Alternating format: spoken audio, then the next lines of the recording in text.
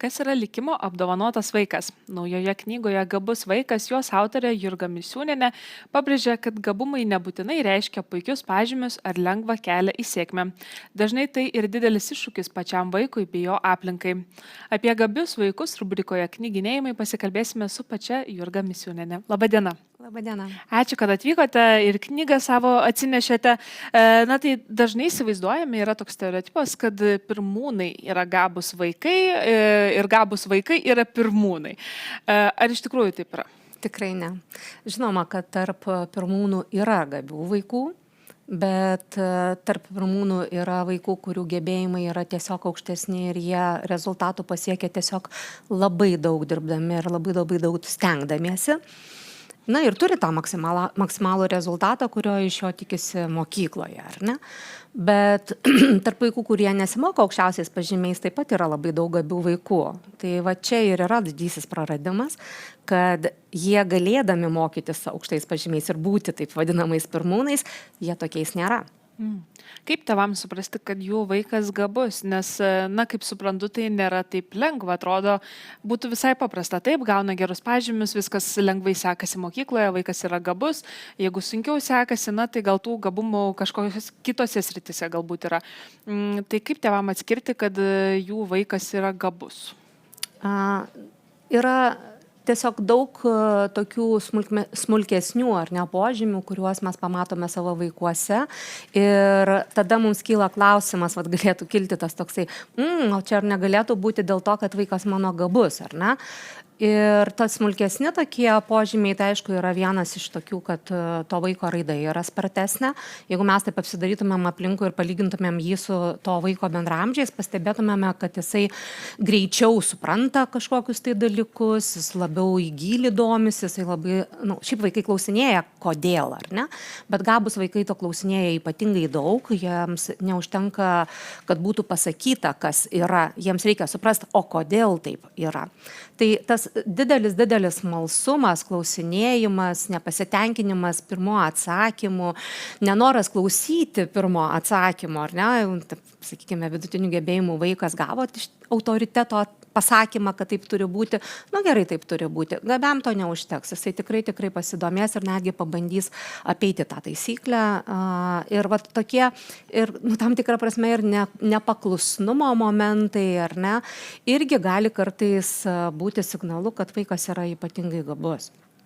Tai lengvo atsakymo, kaip pastebėti, tikrai nėra, bet lengviausia, ar ne, kas turėtų tą klausimą iškelti tėvams, tai kad vaikas lengvai išmoksta, labai greitai išmoksta, lyginant su jo bendramžiais ir nepasitenkina paprastais atsakymais.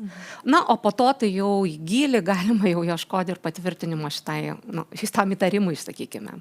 Visgi būna tokių atvejų, kad ir gabus vaikai sunkiai jiems sekasi mokykloje, jie gali gauti prastus pažymius. Kodėl tai būna ir kaip dažnai tai būna?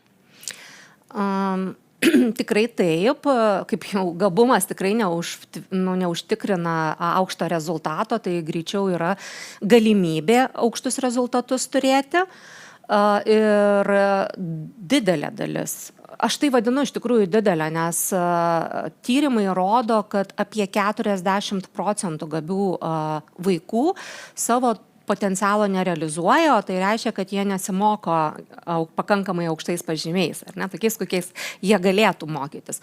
Kai kurie tyrimai rodo netgi dar didesnius tuos procentus, tai pagalvokime, tų gabių vaikų ir taip yra labai mažai ir iš jų dar kas antras, o kartais, ten plius minus ir daugiau, ar ne, nerealizuoja. Tai tikrai labai skaičiai tokie liūdinantis yra, ar ne?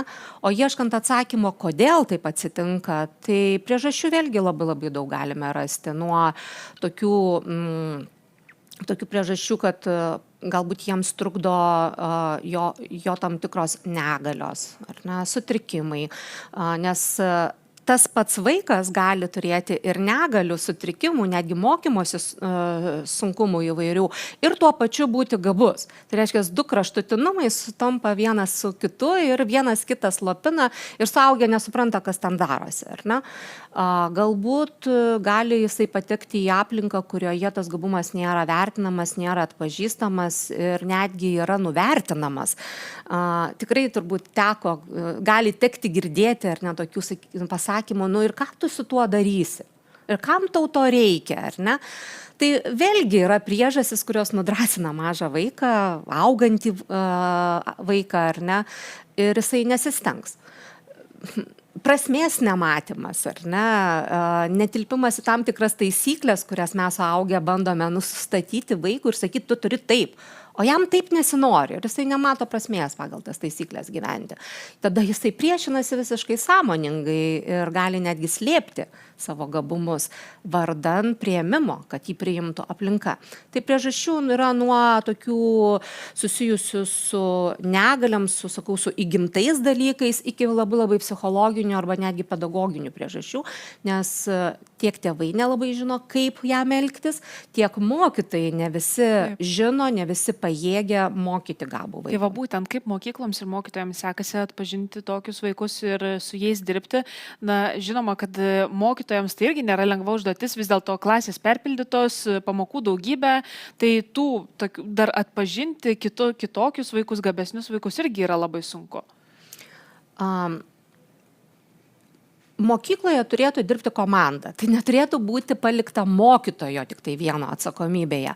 Ir apskritai darbas su gabiais vaikais yra labai kompleksinis. Tai atpažinti yra viena, o po to padėti vaikui realizuoti tuos gabumus jau yra antras žingsnis. Ir vienas be kito jie neturėtų eiti.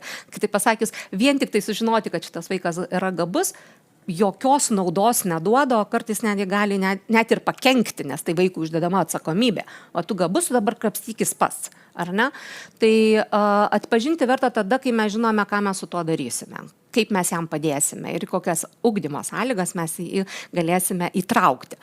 Bet iš tikrųjų, tai mokytojai ir ta komanda, jeigu ugdymo sistemoje, ugdymo kažkokioje tai įstaigoje, viena komanda labai nelygi kitai komandai. Pas mus yra labai didelė įvairovė nuo to, kad kai kur stengiasi, bando, ieško, atskiri mokytojai iš tikrųjų daro didžiulį darbą, versdamiesi per galvą, dirbdami daugiau negu realiai pagal jiems priklausytų, ar ne? Bet yra ir kitas kraštutinumas, kai mokytojai dėl vėlgi ir objektyvių, ir nelabai objektyvių priežasčių sako, o kas iš to? O kam man to reikia? O aš negaliu, o aš nenoriu, o aš nežinau kaip. Ir tada toks vaikas lieka visiškai be pagalbos. Ką daryti tėvams, jeigu jie įtaria, kad gali būti jų vaikas gabus, ar reikėtų kažkur kreiptis, su kažko pasikalbėti, kaip jį vesti tuo keliu, kuris nėra lengvas? Be abejo, geriausia yra ieškoti žmonių, ar ne, galbūt tikrai nebūtinai pirmas žmogus, kurį pakalbinsite, jisai ir bus, kuris galės nukreipti, ar ne kažkur tai, bet ieškoti vietų, kur rūpinasi gabių vaikų ugdymu, tai gali būti ir mokytojas mokykloje, mokytojas darželį iki mokyklinio ugdymo įstaigoje, taip pat mažiukai vaikai, ar ne? Tai gali būti labiau specializuotos institucijos centrai ir, sakykime, aš pati dirbau Vytauto didžiojo universiteto Gifted centre ir tai yra centras, kuris turi padalinius tiek čia Vilniuje, tiek pas mus Kaune ir Tauragėj beje turi savo padalinį ir tai yra tokios vietos, kur yra specialistų, kurie domisi specialiai šitą kryptimi, tai ieškoti tokių specialistų, tartis, nes ir pats gabumo patvirtinimas irgi yra specialistų darbas. Dėl to, kad tėvam arba netgi vieniem mokytojam patiem iš savo, tai nėra tai, kokia jų yra funkcija, ar ne?